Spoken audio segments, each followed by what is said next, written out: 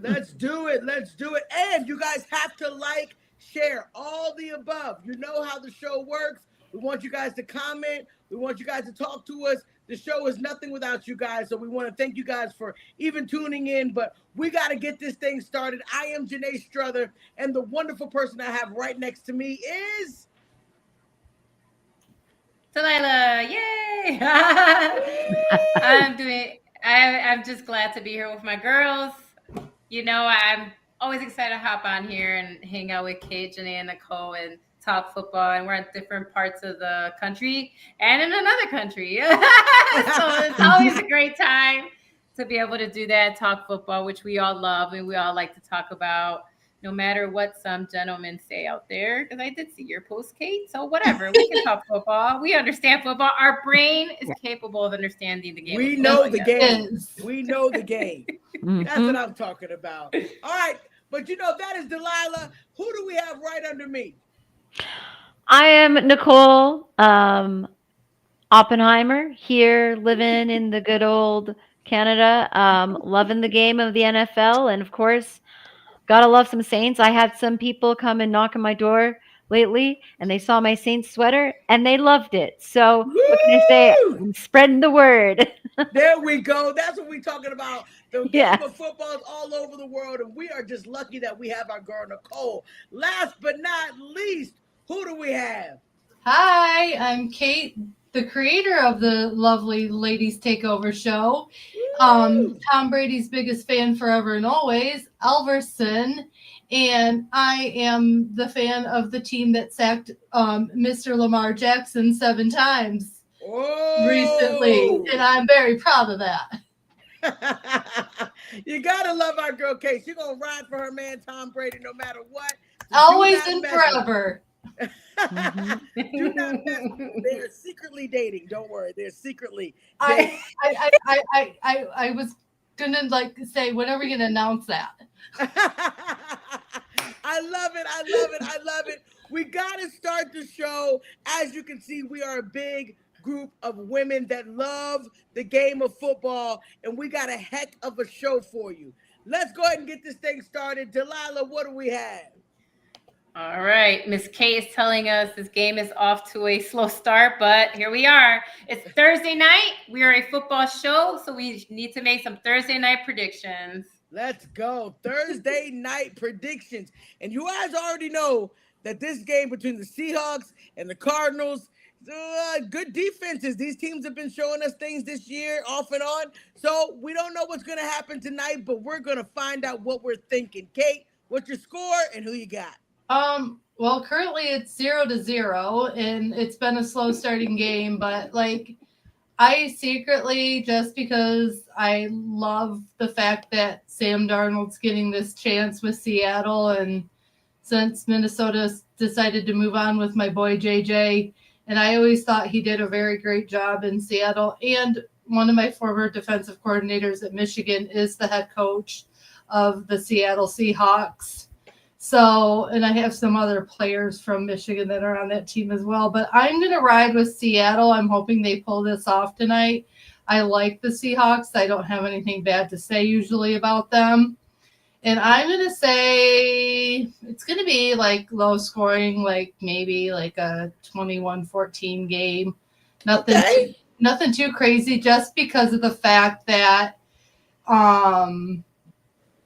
just I don't think either team is going to be dominant. Okay. All right. Well, I like that. I like that. Delilah, what you thinking?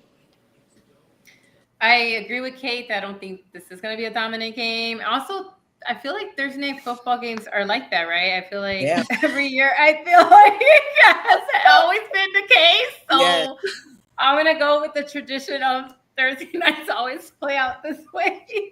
Yeah. But yeah, I am gonna go with the Seahawks. I like the Seahawks. I've never been anti. I especially love when Marshawn was on there, right? And the 13 and all that excitement. That Yeah. was exciting times. And Sherman, all them guys. Even Russ when he wasn't Oh, yeah. rusty at the time. So it was fun. I don't feel like any of us really hate the Seahawks since they don't really unless they're playing our team. They Yeah. don't, you know what I mean? They're not somewhere I hate the Seahawks. But Yeah. anyway, Or Arizona for that matter. Same thing. Maybe because they're NFC West, they're like way out there, so we don't really think about it much. But I have no hate on either team, but I am going to go with the Seahawks. I'm going to give them the edge. I also think it's going to be low scoring. I think it's going to be one of those weird, like 19-14 type of games. Oh, okay. All right. So some random. I like it. I like it a lot. Nicole, coming over to you. We got two Seahawks pickers right here. What you got? Listen, last week was horrible with the Seahawks. I know what they can do. Our defense got ran over by them quite a bit. It was 13-44 for the Seahawks, if I can remember. First half, it was 38. So, I forgot. you know, it's too soon. It's not even Sunday yet. Yeah, I got Sorry, you. Nicole. I'm gonna go with. I want the Cardinals to win, but I think the Seahawks are still going to take them, and it might be, I think, a 21-22 for the Seahawks. Okay. Ooh, calling it safety. Because the thing is, there definitely could be a safety. Both really good defenses. I like that. I like that. Mm-hmm. All right, so it looks like we have what? Seahawks. Let me go ahead and finish it off. I think the Seahawks are going to win as well. I'm riding on the high from last week. I do hate to harp on that last week win, but I do think that they showed some things in that win that they can compete.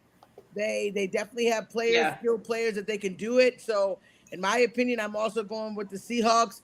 I'm actually thinking that it's going to end up picking up. So, I think it'll be a 24-23. Oh, okay. I like how we're all like 1.2 points. Yeah, like 1.2 points. Very close game. Still a close game. I'm okay. I thinking. hope you're right though. It'll be less boring. Yes, 100%. All right. Well, you heard our picks. Let us know in the comments what you guys are thinking. Absolutely would love to hear what all of your thoughts are with the game. Who you think is going to win? We got some people on this call who are probably very vested in what the outcome of this game is. The division is tight. So, yeah. All right. So, guys, we got to get on to the next one. What do we got, Delilah? The drama! Guys, this show right here is genuine because we're going to really talk about it. We're going to give you the nitty-gritty of what we're thinking. We want you guys to chime in because it actually is some drama. Guys, it's only week 5. Only 5 games have been played. But guess what? A coach has been fired. You gotta love the drama. We love the drama as well. So much things going around in the league, ladies. But let's go ahead and kick it off with the number one thing. Micah Parsons and the Green Bay Packers are coming to Dallas. Now, if you guys don't know and you've been living under a rock for the last however long, 4 years, Micah Parsons played for the Dallas Cowboys. He's a diehard Dallas Cowboys rider. Played for us very hard. Loved him. Top player. But we decided in this offseason, or he decided, basically saying asking for a trade, but the money negotiations that he wanted right away, he was ready to just go ahead and say he wanted to trade. Jerry Jones gave him that trade, but he's coming back to Dallas. Now, ladies, there's been interviews or questions asked to Jerry Jones about tribute.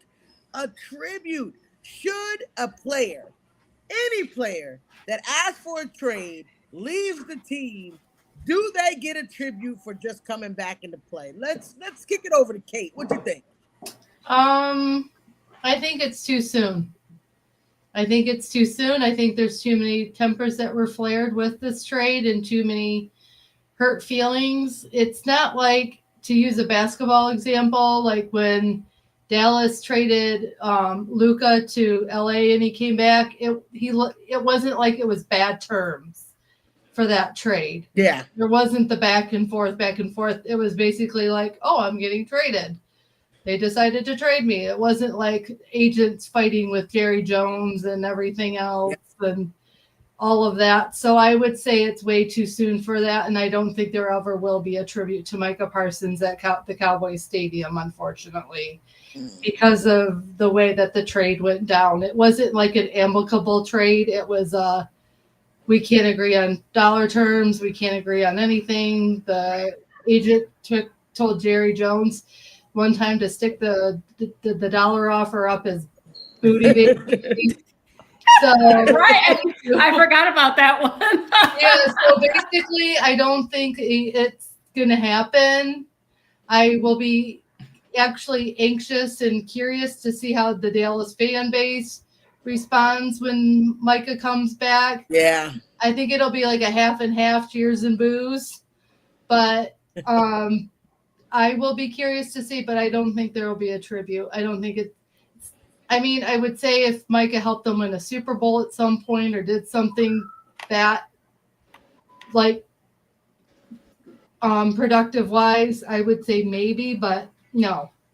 Yeah, I understand. I feel the same sentiments. We do got Anthony on the side. He said maybe Parsons retires sometime. Maybe after Parsons retires. Yep. Sometimes plus separation heals wounds. That's true. That is very true. I am riding with you on that. Delilah, what you think about it? Yeah, I think I agree with Anthony. Of there's got to be some time. Also, no offense, but like usually when they do tributes, it's players who've been on a team a long time and have won stuff. No offense, okay? Like at least a conference win, a division win, multiple times. Then a lot of even when they leave, people are like, you know what? You were part of that team that got us a division win, 100%. right? We had 3 division wins and you were part of that team. You know what I mean? Or you actually got us to the NFC conference. You know what I mean? Whatever it was, that's usually when a team will do a tribute to a returning player. We've seen it happen. And so I just don't feel like he'll get a tribute ever, to be honest. I'm sorry. I mean, think you may be right. I think just the way it parted ways, like Kate was saying, but also at the same time, again, usually we do that for those players that have longevity. Yes. Like 100%. even if they didn't maybe win stuff, though we want that, right? But they had longevity, and every time they put up monster numbers. But then at some point they were like, hey, I gotta go because I gotta figure something out for myself. Yes. And then they come back and people will do a tribute. But outside of those rare occurrences where like, you won division with me, you won conferences, blah, blah, blah, blah, or longevity, that's usually the only time I've seen like major tributes happen to players who come back. Absolutely. And I just don't feel at this stage in time that maybe they might do something, but it won't be a tribute and it'll be a long time from now. But I don't think it'll be anything like they do for like, Troy Aikman type of stuff. You know what I mean? Like I understand. Michael Irvin, it's not gonna be that. You know what I mean? 100%. There's no rolled out carpet like Irvin when he's on scene. That's what I'm trying to say. It's very true. It's very true. Just because you're popular doesn't mean that. I mean, to me, I feel the same sentiment as you guys. Longevity is what they normally give it to you. You got to be at least, really vested for years and win some tribute, and Nicole, contribute and help win some stuff. Yeah, exactly. I think there was Tony Romo. He got a little thank you tribute, but that's for him coming back as a broadcaster. I think they should maybe put some merchandise if they want and make a popcorn bucket. That would be cool. Just to keep up with the merchandise. That was some good shade. I like that. Nicole. I don't know. Make him some, a little popcorn bucket or something like that. We do hockey sticks sometimes up here. So that's it. I agree. I like that, Nicole. I like that. We should make them feel it by everybody in the stadium having some popcorn to eat. Yes. I love it. But I agree with you ladies. It is what it is. I don't think that he, should get of course, standing ovation. You did give time to our team. Great. But for you to think that you're about to come in and whoop our ass and get a tribute, not gonna happen. That's what Luca did when they came back and they gave a tribute. He put up 45 points. So that will not be happening. That will not be happening. We gotta move on. We gotta move on. We got another topic. We got a lot of new coaches, ladies. New coaches that were coordinators from last year. Now they have moved up. Unfortunately, it doesn't always, people think when you're a good coordinator, they think that you're automatically going to be great when you become a head coach, right? Because of what you've done with the players, not accounting for the fact of the personnel they had as players, not accounting for the head coach that was in charge of the team overall. Now they're in a position where they're head coaches, but it's looking like the Saints are 0-3 after getting Kellen Moore. Of course, Kellen Moore being the Super Bowl Kellen Moore, as you can say now, because he won a Super Bowl with the Eagles last year. But 0-3, we got Ben Johnson that's 1-2, just kicked it to Dallas. But are they going to be able to do, Chicago? Are they going to be able to hold on and sustain? I wonder what Delilah feels about that. And then we also have Aaron Glenn from Detroit. Aaron Glenn was the defensive coordinator, and they are now 0-3 with the Jets are. So do you think that it should be a shoo-in that because you're a good coordinator that you'll automatically be a good head coach? Delilah, what do you think?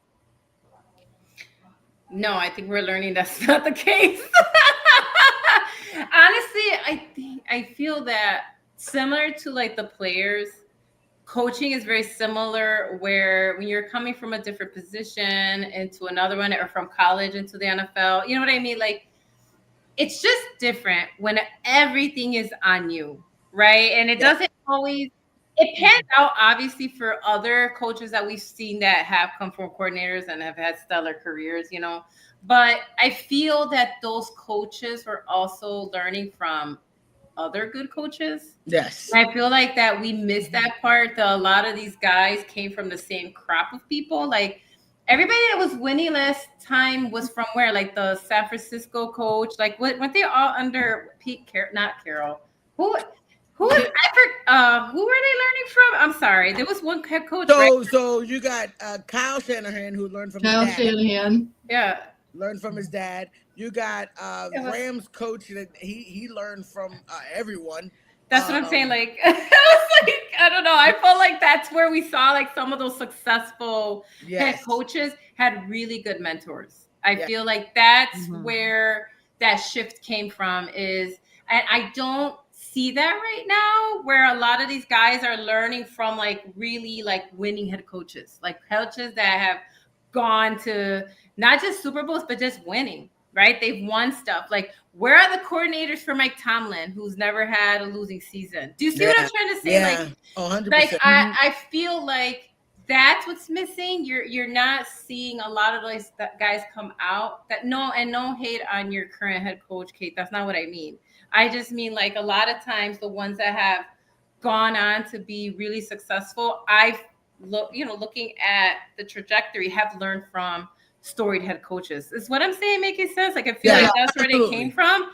Like they came from head coaches that were like, this is how you win. Like it's how you like, and then they've gone on and won. 100%. Right. And I think that's what's missing. Now it doesn't mean that Ben Johnson can't fix stuff or any of the other guys. Like because it is early in the season, even if you're losing, we've seen people, change later. And we also don't want to just fire coaches, right? Because we're also against that. It's just one season. Yes. And so I feel like we can't accurately judge yet. I feel like you got to wait maybe halfway in the season to really see where their win-loss lie. Yes. And also those win-losses, like how did they slant? You know what I mean? Like I feel like it's too early to judge them just yet. But I also feel that mentoring element is missing, 100%. I agree. I think that's a great point because you definitely need that type of, like you can have a successful. I think Kellen Moore was with Eagles for a year, 2 years. It's just like, I feel like you should have more time being a coordinator, getting more experience, but it is what it is. I mean, how you feeling, Nicole?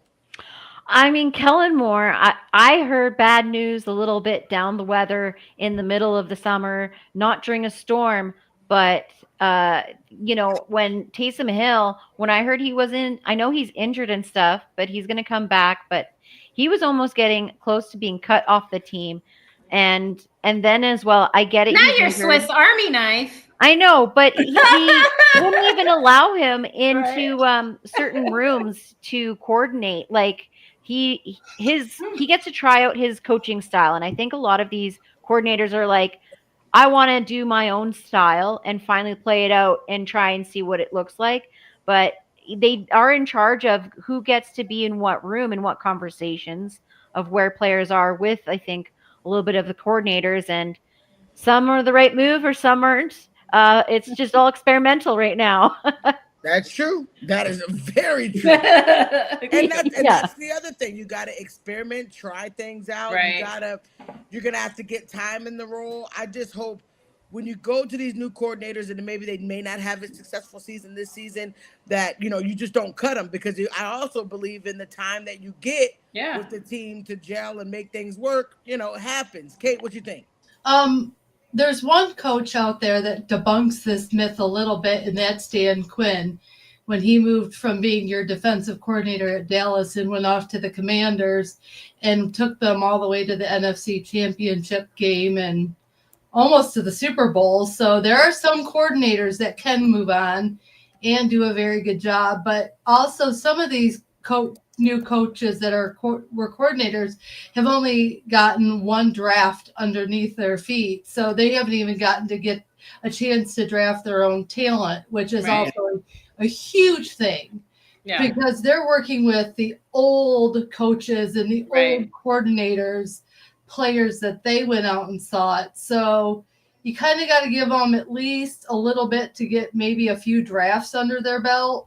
Get some of the talent that they're seeking and the players that they want, versus the leftovers from whoever, and have to make the leftovers work, because sometimes the leftovers are what you want, but that's what you inherit as a coach, and that's not always fair to judge a coordinator who's become a coach. Dan Quinn got very blessed. And what he inherited I was going to give it to you, Kate. I was going to say the same at the Commanders. He got a good team. Did Ben Johnson and Aaron Glenn necessarily get great talent on their teams? They're still, I feel like Chicago's in a rebuild kind of with this new system. And then you have the Jets, who, of course, had the problematic Aaron Rodgers situation.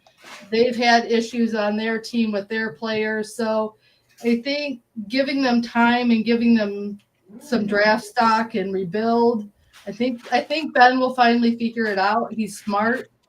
I think Aaron Glenn is smart. Look what they did for Detroit with Hart. And it just goes to show how good of a coach Dan Campbell was, that he could coach them up to becoming head coaches. So I think with time, like the only other coach, and it goes back to college, that can send off coordinators and they do well is Nick Saban. I mean, he had one time where he had like Kirby Smart and look at what he's done at Georgia. He had another one that went off to another school and did great. He's had some really good coordinators that have gone off to great coaching. So Nick Saban's one of the few, I could say, but that's college, who can send off his coordinators and they succeed well. I mean, Anthony, I think, could back me up with that one. But yeah, just giving them time to get their own. Dan Lanning definitely has done great things for Oregon. Yes. So, and then, but yeah, give them time. Give them some time. Yeah. I don't want to see anyone out there getting fired in their first season. My God. No, don't do that. Dan Campbell went 0-16 and we still kept him. So anyway, but yeah, I think with time, with getting their own draft picks and with figuring out what talent they need, they'll get there. I'm not going to be down and out yet. I love it. See, we all got all these different opinions, and we all really have to make sure that we're keeping the conversation about these head coaches because we feel like they do get rid of them really fast often, and Really fast. learning from the process. You mentioned Dan Quinn. Let's not forget where he started at in Atlanta. They were not great, but then getting the opportunity going to Dallas, getting a couple 12-5 seasons, and now where he is now, it works. It does end up working. So I agree. We're gonna get to this last one really quick. Oh my God, I was gonna put that on something. Like Tua may be the reason why they're just not going to move forward. And what are you guys thinking as far as, we've already talked about the injuries. We know that the injuries have been there. Even with him not getting hurt this year, you can clearly tell that it's not working. So do you guys think in this off season it needs to be time for them to officially say they're getting rid of Tua? Yes. Yes, Delilah. Yeah. Yes, it's time. You had a team who, when Terry Bridgewater was there, he actually did pretty good. And that's talking about someone who retired and then went to coach high school. And Yeah. Terry Bridgewater was always like decent. And so like, if he could get some wins, do you know what I mean? If he could get some wins out of Miami, and I forgot when Tua got injured, somebody else, who was the other backup in Miami? Now I just tell you, it was somebody else who also came in and won some games. Not a lot of them, but I'm just saying, if your backup quarterbacks, that's what I'm trying to say. If the backup quarterback could Plays come better in, than the main quarterback. right, exactly. And I'm not saying stellar, but solid. You know what I mean? Because it's not like they took them all the way, but still, I think Miami is time to look at that again. Because if not, your coach, who I find hilarious when he goes to the mics, he's hilarious. He always looks stoned, even though he says he's not. But I know it's the Miami lifestyle. It's really what it is. It's chill, like, that's really what it is. But yeah. So if not, he's gonna be in the hot seat because they're like, what's going on? One of them, either Tua's got to go or the coach, or they're both gonna go. But one of them, yeah. But I feel like they're both on a hot seat, to be honest, together. But Tua for sure. He just is not the same anymore. We talk, I feel like just my guy, your injuries just too much. You're not the guy you used to be before you had 3-4 concussions. I don't even know. And you still do not know how to slide. Like, you still slide with your head. I don't understand. You're right. And so it's time for Miami to get another quarterback. And I think, is this the quarterback season where people are fighting for Archie? Although I hear he's not the Manning people thought he is. I don't know. I don't follow college like the rest of you. It's going to be an interesting draft class. Yeah. Okay. To see what I'm saying. Depends. And if they declare to come out or if they don't. Yeah. That's true. Very young. He could definitely. I think he should stay in another year. So very, very. Yeah, young. I think the whole team of Miami, not the whole team. Sorry, coaching and Tua. I think you're on the line, and I think it's time to rebuild. I know, Miami. It's time. Everybody hates hearing that dreadful word, but I think you guys are in that point where it's time to rebuild and rethink what you want out of the Dolphins. Yeah, I can understand. What you think, Nicole? Yeah, Tua, I understand he did pretty good, but I think maybe it's losing traction, especially with he has good things happening around him, like there's Tyreek Hill and stuff, are they holding him back a little bit? Maybe. So I think we're just going to have to wait and see a little bit with Miami Dolphins. I feel like they've always been a sleeper bit of a team until a little bit mid-season. So that's what I have to say. Not too much with the Dolphins. I'm keeping my cards. Okay. I like that. Nicole, you got anything on it? I mean, on my cards. Me, I think the whole Dolphins organization is a hot mess, to be honest with you. I think their coach, I don't have faith in Tyreek Hill anymore. I think he's got too many things personal off the field going on. Remember, he is under a huge domestic violence investigation by the NFL. So that's playing with his head. And so I think they just need to gut and clean house and rebuild in Miami. And unfortunately, that fan base is going to have to be patient and be understanding during that rebuild. But I don't think that this is going to be a good season for Miami. I think they should just build themselves up to try to go get a good quarterback in the draft. And, I don't have any faith in Tua anymore. I really, truly don't. I don't think he even has faith in himself. No, I don't think so. You can tell by his post-game press conferences, the way he plays, the way he comes off the field. There's no confidence in him anymore. Yeah. And I think that stems from maybe it's time for the Dolphins to move on from Mike McDonald, find a good coach, find someone solid for that organization. Yeah.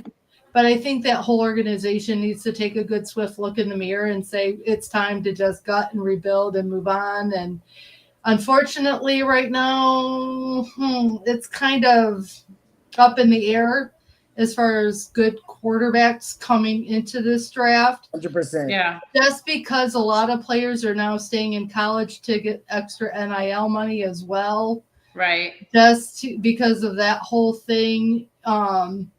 I know Arch Manning's grandfather said he would come out after this year, but Arch is like, no, Grandpa, I'm probably going to stay another year to get more experience under my belt, which he needs.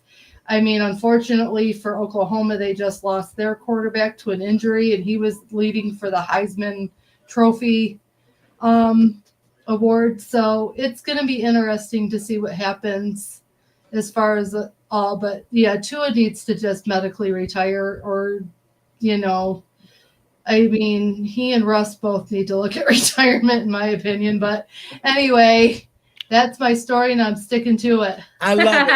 I love it. Well, you heard it from the ladies. This is what we think about Tua in his situation, but unanimous decision. Looks, well, almost unanimous. Nicole is given time. Nicole is given some time a little bit. Just halfway through the season, you're basically saying? I think so. I love her optimistic. She's the one who's got the heart. But yeah, you heard what we have to say. That is our drama. Now we got to move on to the next segment. Delilah, what do we got? So there's a lot of talk, but the breakdown is those are my top 5. It matches up with CBS, not in the right order. But there we have it, ladies. There's my early front runner MVP the NFL based on the numbers. What do you think? The breakdown. You already know the person who gives the breakdown is our girl, Kate. Take it away. Well, we're going to talk about the injury-riddled NFL right now. It's very injury-riddled. There's a lot of key players already out for their teams. There is like massive injuries on some teams that are really going to affect the season and how they play out. And the real question is that everyone is talking about specifically the injury to Najee Harris from the San Diego Chargers.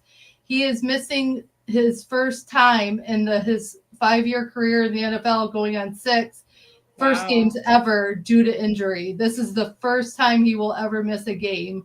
He never even missed a game when he played for Alabama. So this is big. And they're talking about the fact that he played on natural grass all his time in Pittsburgh, practiced on natural grass. He goes to San Diego. Now he's on turf and practicing on turf, and he's not adjusting well, which could have led to why his Achilles ruptured, and he is now out for the season. I mean, they're talking about a lot, especially like on ESPN, Fox Sports, all over. Is it time to look at, with all these injuries, making teams and organizations pull the turf and go back to natural grass? Yes. To save with these injuries. They're blaming the turf for Joe Burrow's injury. They're blaming a lot of these injuries on the turf that the players are now playing on. The injuries didn't happen like this. It's frequent with natural grass. So you have like CeeDee Lamb's out for the Dallas Cowboys. That's a huge injury. Oof. We still have Marcus Davenport out for the Lions. That's a huge injury. But right now, the 49ers are just Decimated. devastated. You have Purdy out, that's questionable. Mac Jones is even questionable. He sustained an injury. They're back up in practice anymore. They still have Ayuk is out. You have Kittle out. You have Bosa out. All Oof. season riddled injuries. I mean, that's 5 key players for their team alone. And then you look at other teams like I'm really scared for Tampa Bay right now with their Oh, receiving. yeah. They're almost all Mike out. Evans.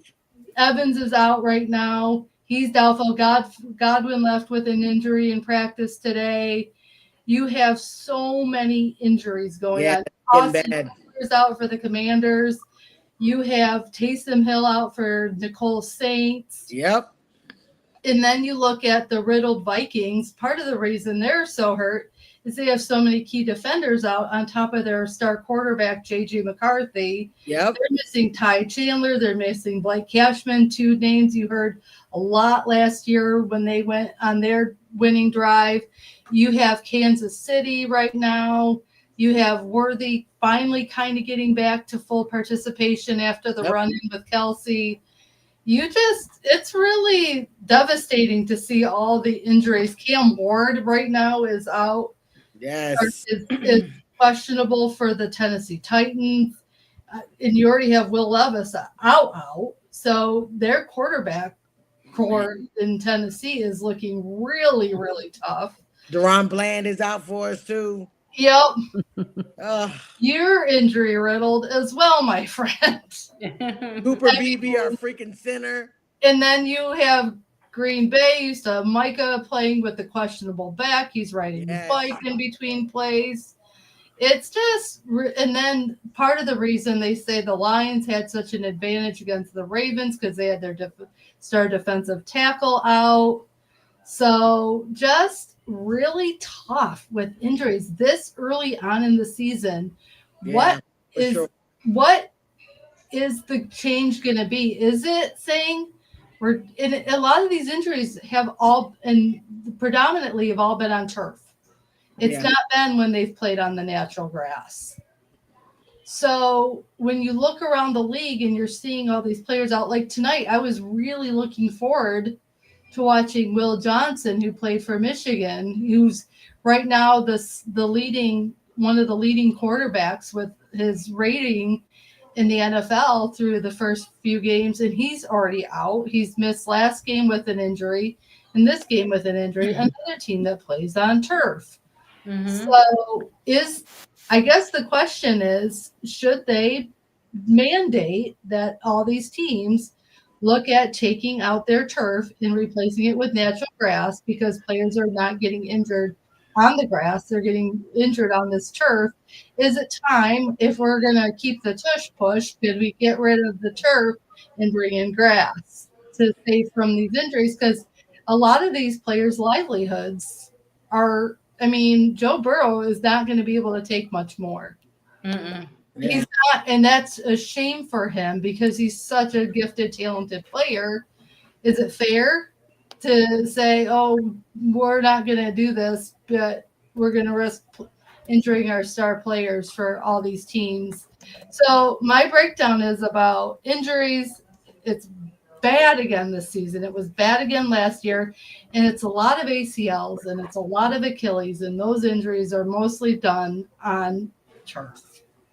So, ladies, is it time to look at grass and saying, sorry, I know you have a dome, but there's controversy here. They talked about it for a good 30 minutes on ESPN this morning about all of these injuries and what needs to happen. And the biggest thing is getting rid of turf and going back to grass.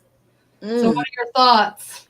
Janae, you look perplexed there about it. Yeah, I'm just like, wow, we definitely want to keep the players safe. We've been dealing with this turf issue for a long time. I just think it hits home now because there's so many players just getting hurt. And I just honestly think if it's going to take Let's get in some grass.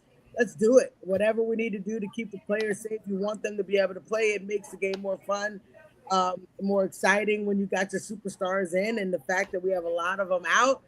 I think business wise, I think it would be a great decision. What you guys think? Delilah, I what's your thoughts? I think that one of the reasons I think it went to turf, although I know the owners don't care about this, but a lot of people push turf because of the sustainability and conservation, right? Because you don't have to water it as much. And so, like, if there's a way to bring back grass, which protects the safety of the players, but also conserves our water, like, I feel like there's got to be a way for us to do that because it is a problem. Like, you know what I mean? Like, it requires maintenance of like pesticides and all these different like stuff, chemicals and things to keep the grass beautiful and perfect. And so, like, if there's a way to have grass in a way that's sustainable, durable, and in a maintenance doesn't require like more environmental impact against our environment, which is a really big problem right now. So I need both. Does that make sense? There's got to be science that allows for both. I'm not a scientist, but I'm sure there is a way to do that because it is the 21st century. So there has to be a way to, yes, bring back grass so it's safer on the players. Because studies do show that the players get hurt more on turf because of the impact, right? Because the grass, because it is natural, when you hit it doesn't create the force that turf does, right? And so that's kind of what a lot of times they say is what's causing the breaks is because there's more give in that grass, right? Because you're sinking down, right? You know what I mean? And so, like, that's kind of why they're saying because of the way that natural grass acts versus turf.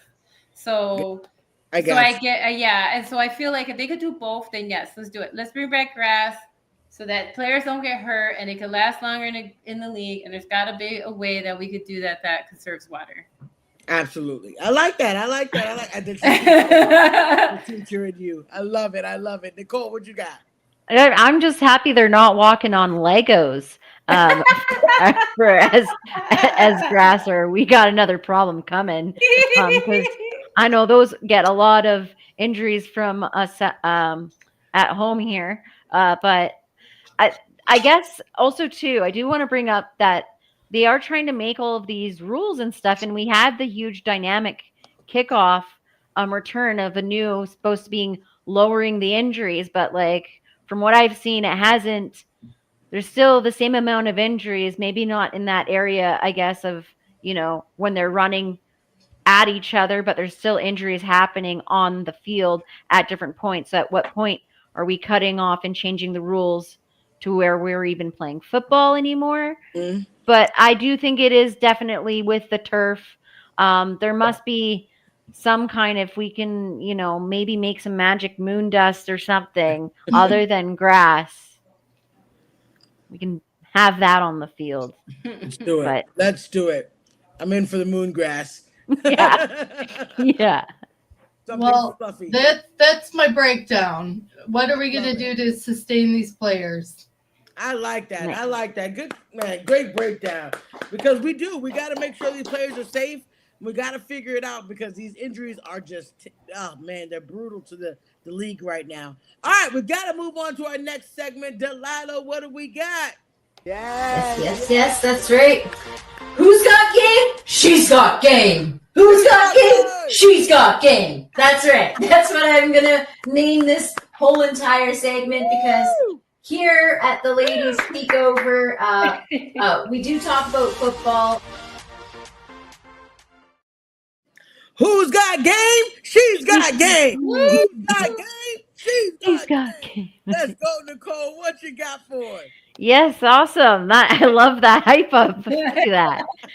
So the lady that we are going to be featuring on today is Carol Austin. So she just got announced new head coach of the U.S. Women's National Basketball Team Olympics for 2028 in L.A., Los Angeles.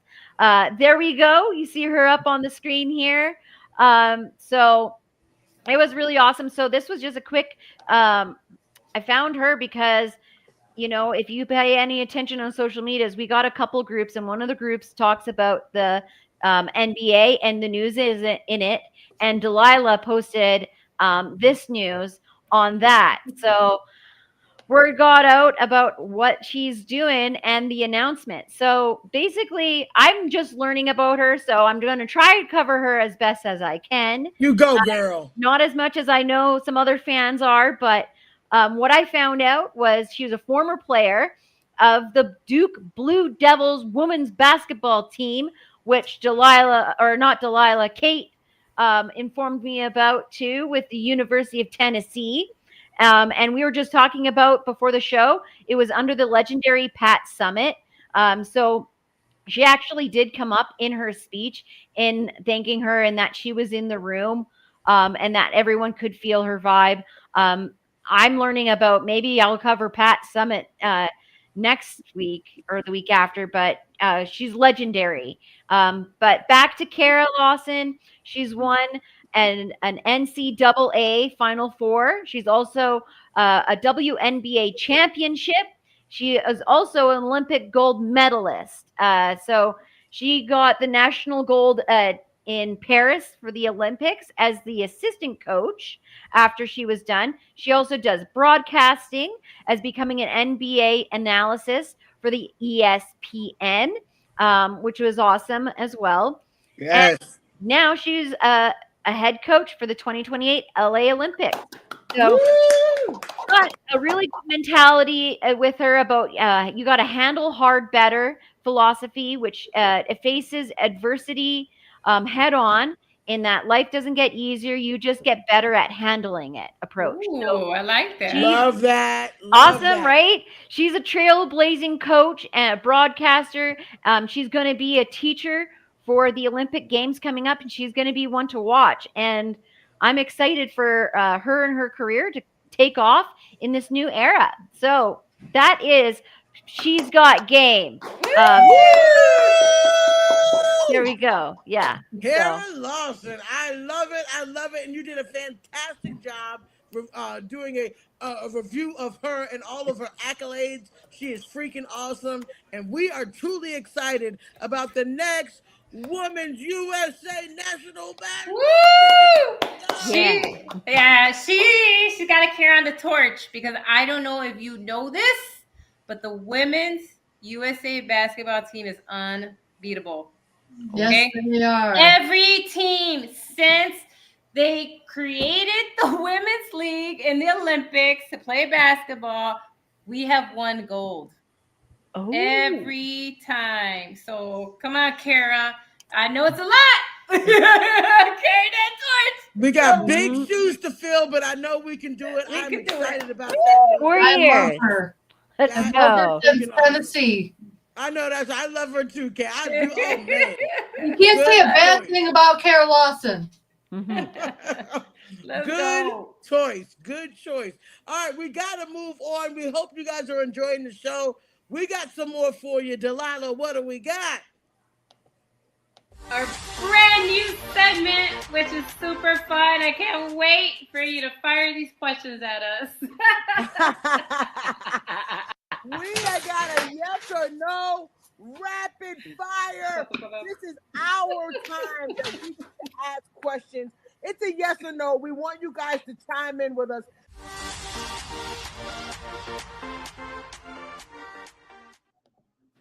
We got the rapid fire with our girl Delilah. Let's go.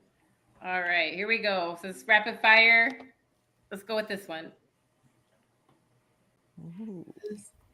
Daniel. Is Danny Dimes an early MVP candidate after leading the Colts to a 3-0 start? I will say, I don't know about MVP, but maybe comeback player of the year. He definitely came back. I think he is, and ESPN kind of agrees with me after watching Get Up and First Take. They were talking about this, about his resurgence in Indianapolis. So I would say it isn't too early. Okay. Right. Okay. I like that. Woo. And Nicole, I saw you write down. I know you're following the rules. I know we forgot our pads. No, it's okay. Dang it, Nicole! I forgot my pad.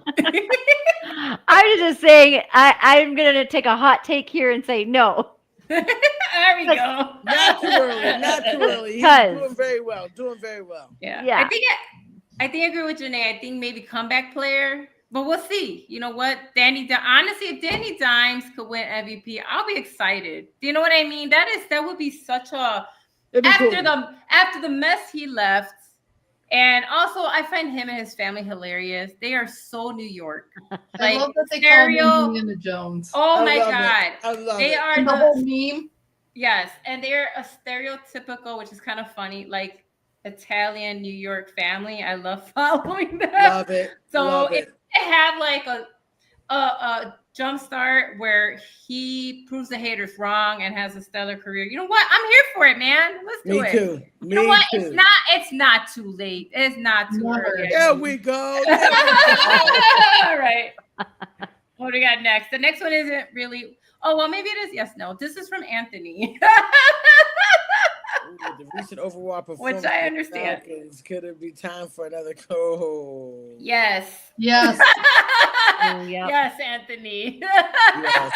Because I'm going to tell you one thing. Even though we rolled over Michael Penix in the national championship game, he can be a very good quarterback if coached well. So I think Yeah. he deserves a better coach because, like, I don't think they're quite ready to go back to pretty boy, as I call Kirk Cousins. I understand.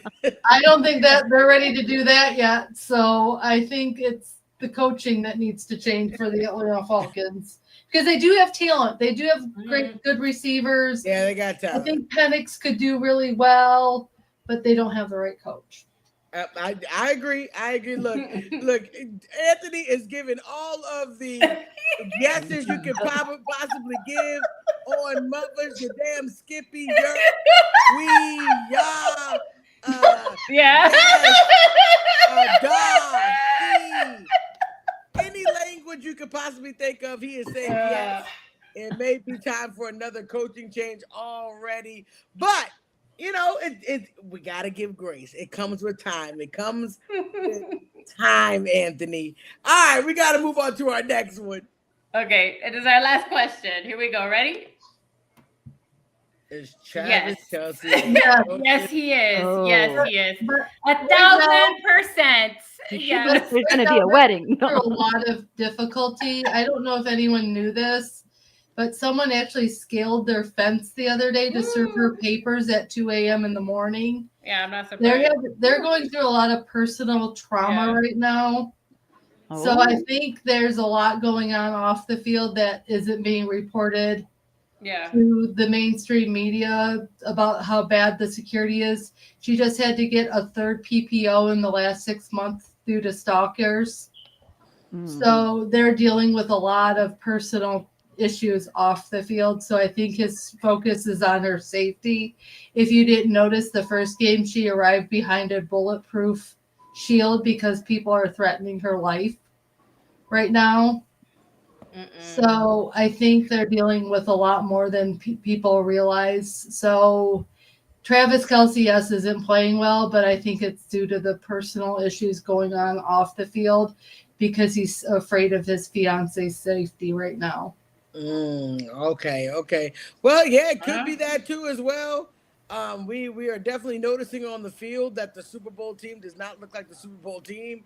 No. He's dropping a lot of balls, and whatever's distracting him, I hope for the team's sake that they do get it together. So I mean, but I'm wishing all of the positivity and safety to Taylor and him, you know, through all the craziness of the world. Definitely want to keep her. That's why they haven't showed her on the TV at all either. If you've noticed, they haven't showed her once. Yeah, that makes She sense. is at the games because they're worried about her safety right now. Well, yep.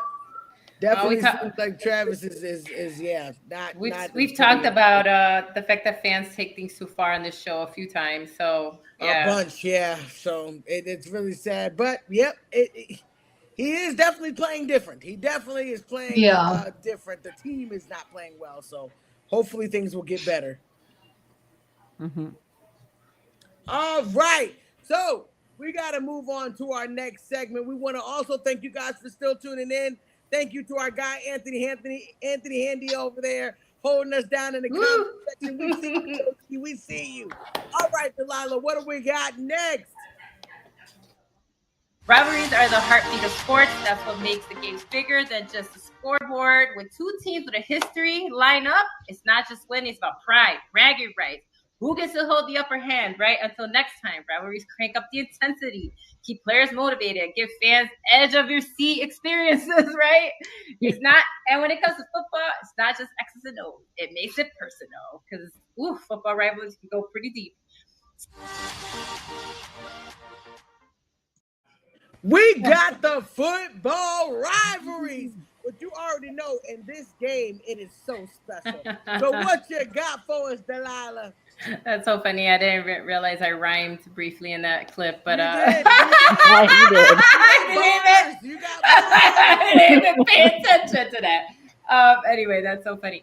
Since it just so happened, it is a coincidence that the Thursday night game happens to be between two rivals from the NFC West, and so I figured, why not make the first topic about the Seahawks and the Cardinals? So the Seahawks and the Cardinals, their rivalry started back in 1976, but it got heated when they realigned everything because obviously, there's always some realignments. So when they ended up on the NFC West in 2002 with that realignment, both teams have had their moments, with Seattle holding the upper hand, though, overall. Yeah, Arizona has landed some big swings of its own, but Seahawks still have their number. So right now, they've clashed 52 times in NFL history. Seattle leads the series with a 29-22-1, which you'll know what that tie was because that's one of the things that happens here that I'm going to go into. But yeah, so Seattle leads the all-time between all their meetups, 29-22 with one tie. And they are on a 7-game winning streak from last season. So wow. Yeah, so they're on a 7-game winning streak. Can Arizona break it tonight? I don't know because I don't know what the score is, so we'll see. There was a historic blowout in 2012, and that was when Seattle demolished Arizona 58-0. I remember that game. It was bad. Marshawn Lynch ran for 128 yards and 3 touchdowns that game. I don't know if you guys know, but Marshawn Lynch has been making me laugh. He's been on the sidelines looking like a safari guy, which I love with his camera. So anyway, I love him. He's so funny. But anyway, yeah. So big blowout. That was a big thing. The Arizona Cardinals delivered also an upset during their Seattle Seahawks when they won a Super Bowl in 2013. December 22nd, 2013, they actually beat them 17-10. I don't know if I'm going to call it beating, but they did win. They did get one against that Super Bowl winning season. Yes. Okay. And they broke their 14-game home streak. That's really why it was a big deal, because they hadn't lost a game at home. And so that's when it came to a halt. But, we always talk about that, about rivalries, right? You just never know. You never know. Those rivalry games, every time we judge them, we're always a little leery because they can go either way. And so that was one that Arizona got. Then there was the notorious tie 6-6 in 2016, which I remember. That was pretty awful. You guys remember that Sunday night football game? Yes, that was brutal. It was so bad. So the notorious 6-6 tie occurred in 2016 between Seattle and Arizona during Sunday night. Ever. Yes. Sunday night football, because they all missed their field goals in overtime. Each team missed all of their overtime field goals, and they ended up in a 6-6 tie. Wow. Yeah. So yeah, again, every time they meet up, you never know what's going to happen. So tonight, will the Seahawks continue their stretch of dominance, or can the Cardinals eke one in? I don't know. But there is your rivalry between Seattle and the Cardinals. I hope you enjoyed that. Yes. I I will I bring you like it. a. It played into tonight and the It did. history. Man, if we that 6-6 game will always haunt in my brain because I was I like, just could not believe it. could you believe we all stayed up and watched that 6-6 It was game? so Because bad. that was like, I was like, why am I still watching this? Nobody knew at that time when it became a tie. Like, wait, what? We thought What? they would get one. We're like, come on, 6-6. I've never seen kickers miss I so much kind in of my life. highlights from that game. Yes, you Nicole, would go back and enjoy watch Highlight. the game and tell us your thoughts at some point. Yeah, go look at the That's awesome. highlights. Yeah. And apparently, according to Anthony, here we go. Here, of course, here we go with that rivalry. But yeah, next time we're on, I'll bring a new rivalry. But this is our new segment. I will discuss a different rivalry. Our co-host Nicole said, "Hey, we should talk about rivalries," and I was like, "You know what? You're right. We're a football show." I love it. I here we love are. it. And just because it's going to bring back these good memories of these certain games that you never even thought of. But great first rivalry. I absolutely love it. All right, guys, man, we are just about done. But we got to do our favorite segment. Delilah, what do we got? Ladies have the final say. We have the final say. This is one of the parts of the show that's near and dear to our heart. We love that we get to actually promote positivity, just like every other show that we have on the network. We love positivity. And this time, we get to hear from 4 dynamic ladies about what we want to say for the final say. We hate to do it because it is our last segment, but we try to leave the show with some positivity because that's how you should always do it. And this network always wants to promote love and positivity and whatever we just want to talk about. That's what I'm talking about. We end the show how we love to end the show, with our final say. I'm going to go ahead and start. Man, there's a commercial that's been playing that says, if you think you can or whether you think you can't, that's the right answer. That's going to be your answer, right? If you think you can't do something, you ain't going to do it. If you think you can do something, you at least have the mindset to even try to get it done. We have to, in life, remember that if you think you can't, you're not going to be able to do it. But if you think you can, it gives you that push to be able to really reach your goal. So remember, always think you can do it. Don't doubt yourself. Remember, you are yourself's biggest fan. Nobody is going to root for you. Nobody's going to love you, no matter who it is. You got a lot of people that love you. There are a lot of people that root for you, but nobody will do it the best but yourself. Everybody can push you to the front line, but if you keep pushing yourself back, you're only going to go backwards. But if you believe that you can move forward with those people that believe that you can move forward, you will move forward. So think positive. Remember, if you think you can do it, you can. That is my ladies have the final say. What do you got, Delilah? Hey, I love that. I feel like we should put that out there somewhere. But I actually like Kara Lawson's, do harder, better, right? Yes. I forgot, like Nicole said, that makes sense to me, which is kind of funny that this was your final stage, Janae, right? Sometimes things work out. See? Yes. Sometimes in the universe, yes, everything connects Love somehow. Love it. And because that was a very similar frame set that you got from our new soon-to-be gold medalist head coach. You know what I mean? Very similar mindset. But all I want to say is it's almost October. It's almost spooky season. I love Halloween. I love the fall. And I'm excited to enjoy that. I don't know what my costume will be this time because I always dress up every year. But I am just excited for fall. I love it. It's cozy. I'm ready for my hoodies, my cardies, all that good stuff, coziness, the smells of fall. Not just pumpkin pie, because I write these, but like maple, apple cider. Like I feel like people forget about all these other yummy flavors and scents, like the cinnamon, the apple. You know what I mean? It's just, I don't know. It's just a good vibe. And so take that with you, because I know there's a lot of noise right now. I know a lot of people are scared and nervous. So try to take in as much beauty as you can. Stop and enjoy the seasonal change, and stop and try to take in what you can and take care of yourself. Self-care is important. Nice. Yes, I love it. I love it. I love it. Ooh, this show makes me feel so good. Kate, what you got for your ladies have the final say? Well, I've been very introspective, retrospective. I don't know if in about 11 days I enter the end of my 40s.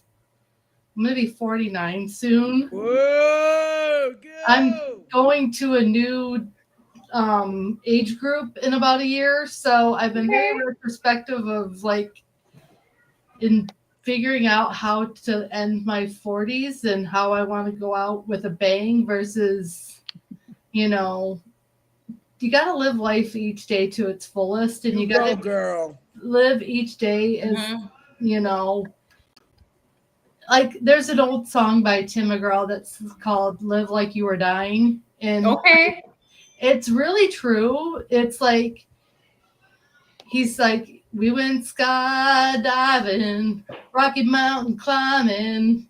You know, if you want to ride a mechanical bull, ride a mechanical bull. If you want to skydive out of a plane, skydive out of a plane. If you want to go get your whole arm tattooed, go get your whole arm tattooed. Go. There you go.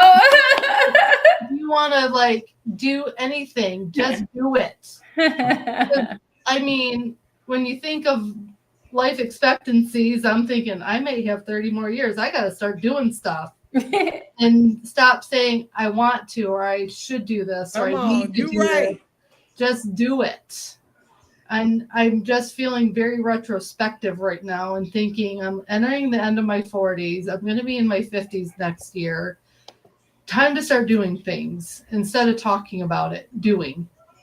So if I show up on the show next week and I have a nose ring and I have a tattoo new on my arm, you just never know because Kate's going to start living life La Vida Loca. Okay. Woohoo! I love La Vida Loca. Let's go. Just live and do the things you want to do and don't let anyone hold you back. All right, I'm looking forward to that. Sponsored by Red Bull pretty soon. So my final say is live life, do the things you want to do, don't let anything hold you back because you only have this one life to live. I love it. You do only have the one life to live. That is a perfect message. All right, Nicole, bring us home. What you got? Well, I've never said it before, so I'm going to say it now. This is your friendly reminder to you see that email in your inbox to deal with it. Or if you have a that bill on the counter, to mail it.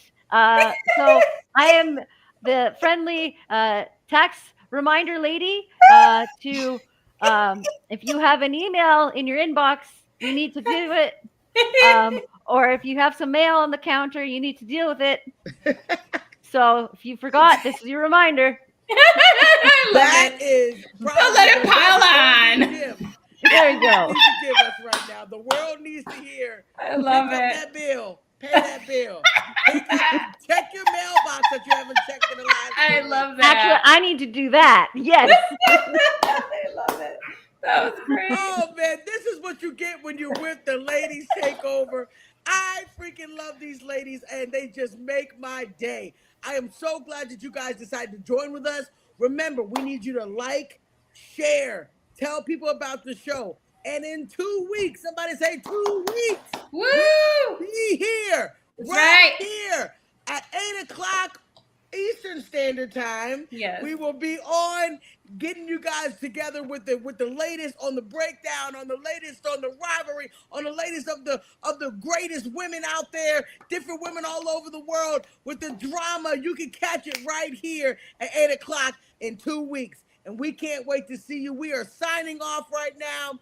We love you on behalf of the ladies takeover and the Let's Talk Football family. We'll see y'all in 2 weeks. Have a good one. Good night. Bye.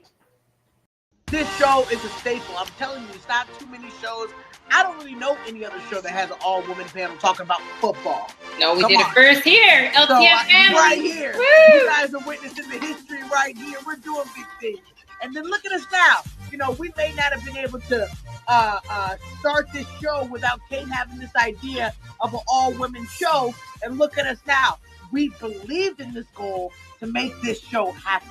So I'm excited to be here with you ladies and to promote positivity and love, because that's what I talk about it with Sean all the time. This is what this show is all about. This is what all the Let's Talk Football shows are about. It's positivity and love.